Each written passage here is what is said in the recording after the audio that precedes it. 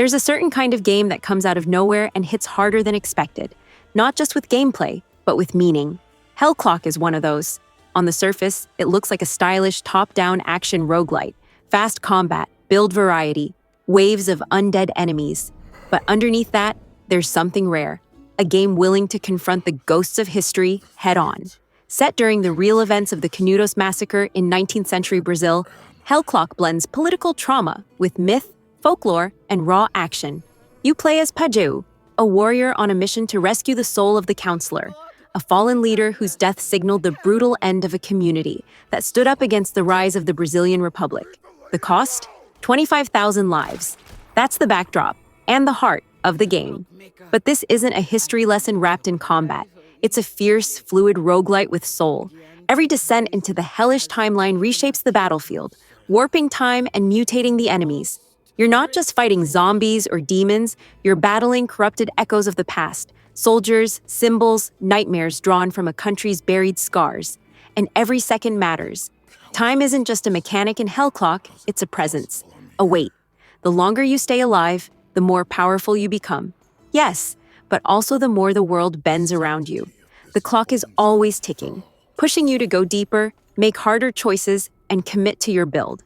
Speaking of build, this is where Hellclock flexes its roguelite muscles. You'll find relics throughout your run, items tied to themes of resistance, spirit, and rage.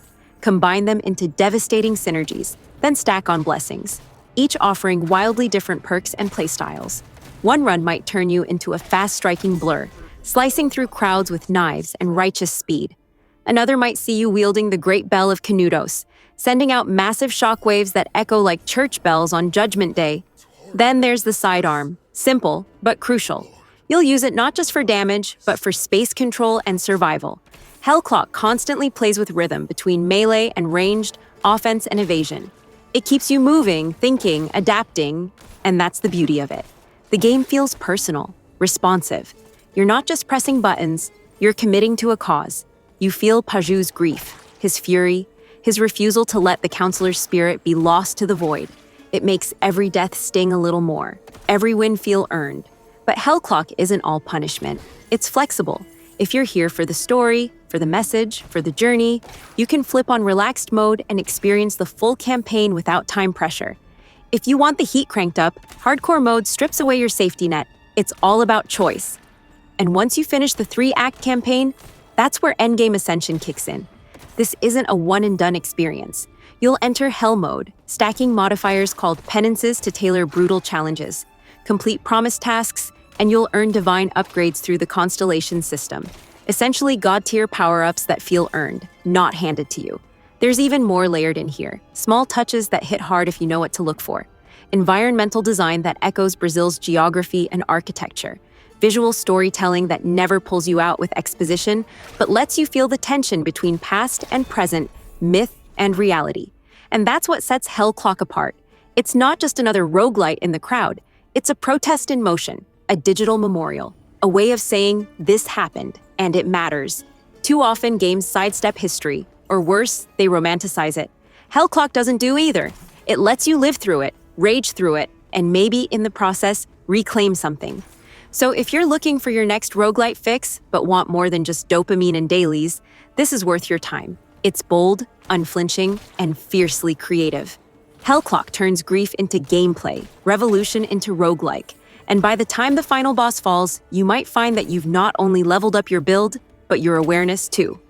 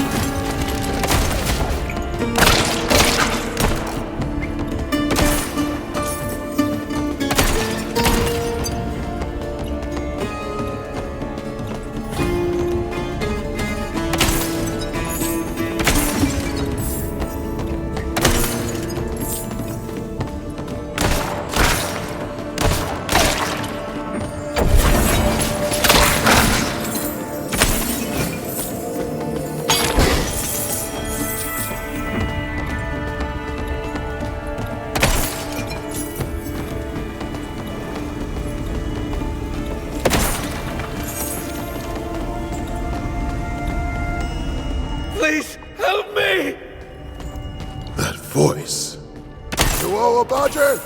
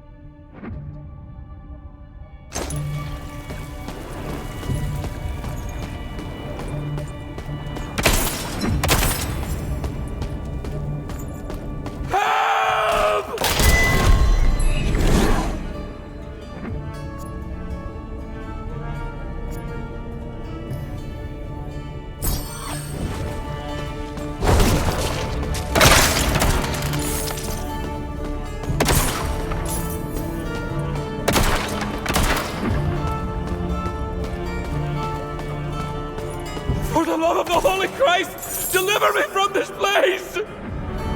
Brother Abaddon, run! Save yourself!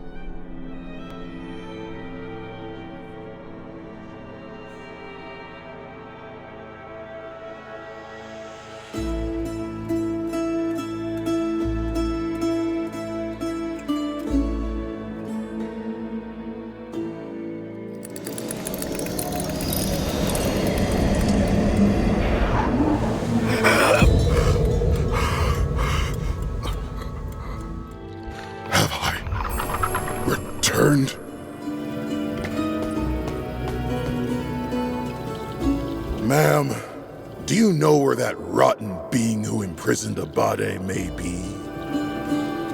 What a blessing! Abade has returned. More bodies to join the fight are always welcome. What a blessing!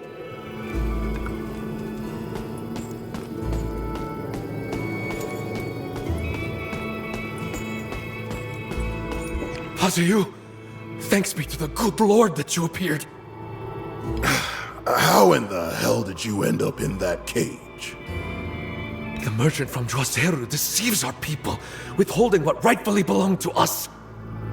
Had not that scoundrel shortened his journey long ago? Pajeú, we must seek retribution, but you cannot go unprepared. I have more potent gear for you on my table.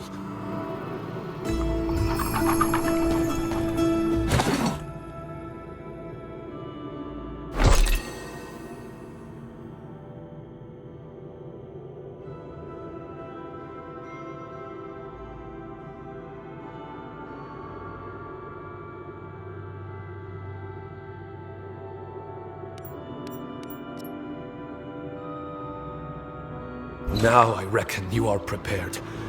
Recover our wood shipment, and I shall rebuild our bell. Have faith, brother.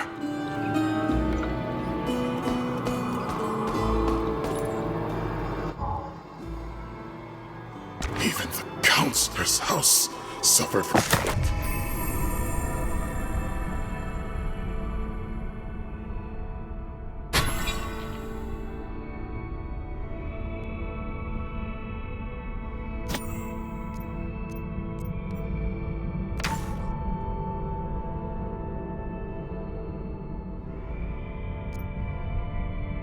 the hatred against Canudos. This must be a nightmare. Had not that merchant already perished? And Abade?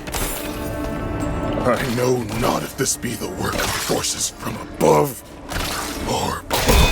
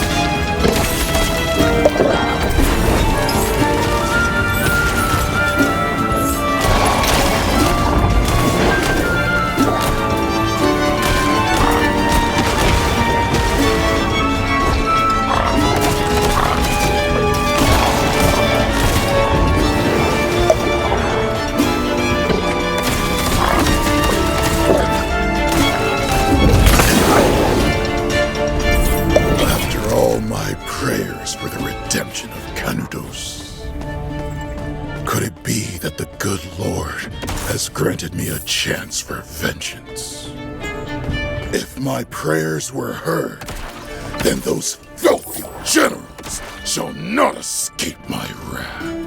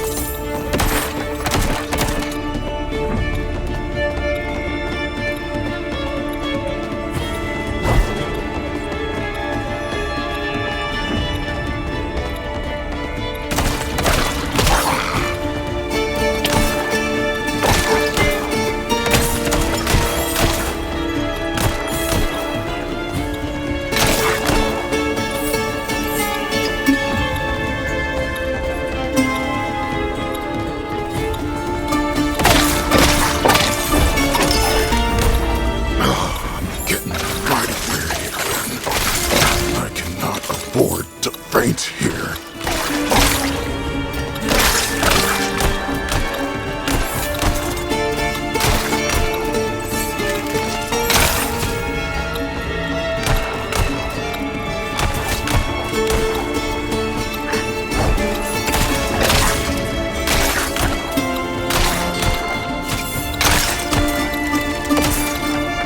I can't see a thing.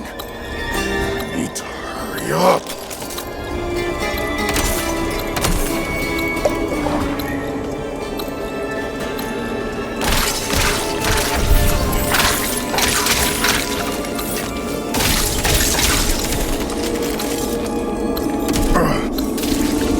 My watch. It feels strange again.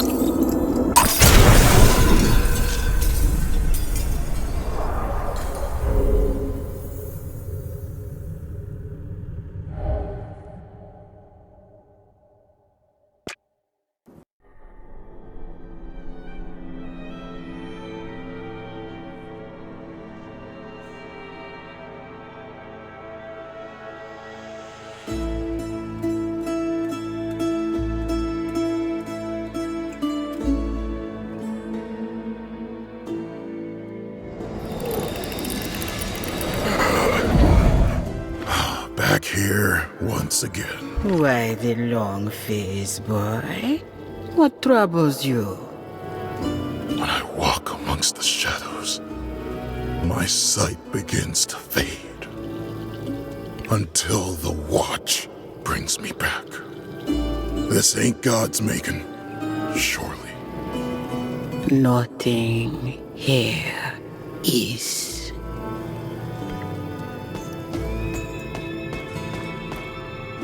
Our Canudos was the true miracle of the Backlands. Humble servants, living as kings.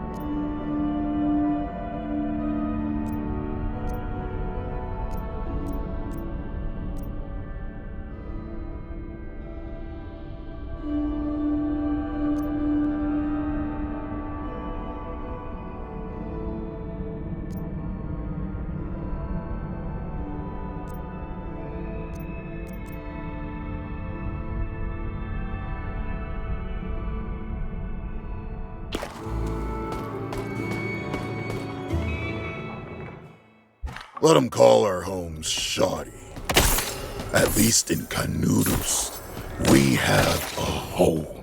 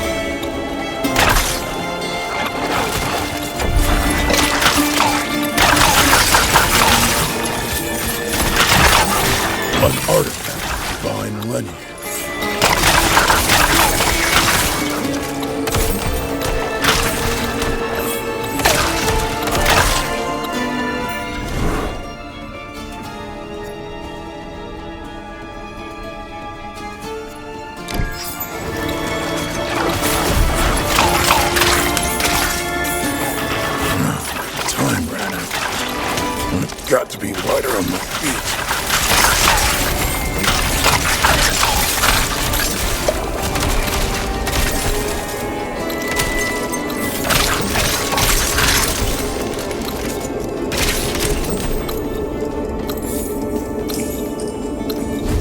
The time's come to purify my body.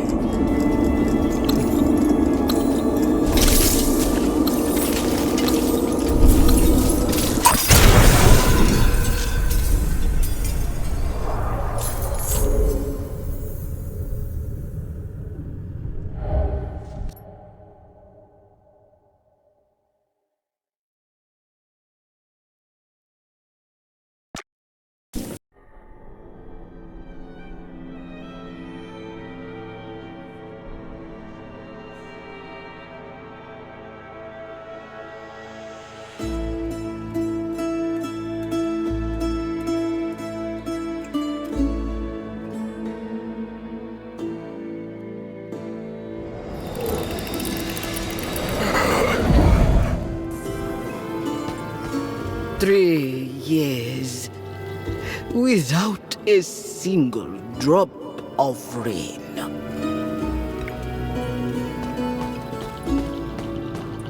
The Republic killed what the monarchy abandoned. The Backlands were always forgotten by all.